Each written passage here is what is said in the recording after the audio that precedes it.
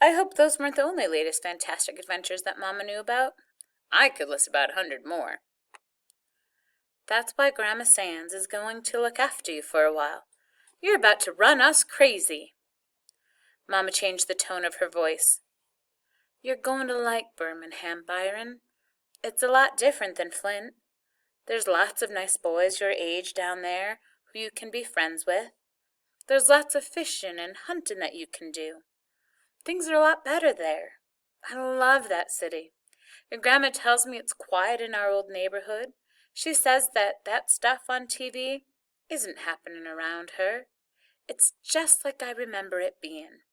It's safe, it's quiet, and there's no butt head. Mama and Dad had threatened to send Byron to Grandma Sands about 1,000,000 times, but we never thought it would happen. This was for 3 good reasons. The first was that Alabama was about 2,000,000 miles from Flint, and By knew Mama wouldn't let him ride the bus that far alone. He also knew that it would be just about impossible for her to sit on a bus with him for the 3 days it took to get there. The second reason was that Mama and Dad were always threatening to do stuff to Byron that everybody knew they wouldn't do.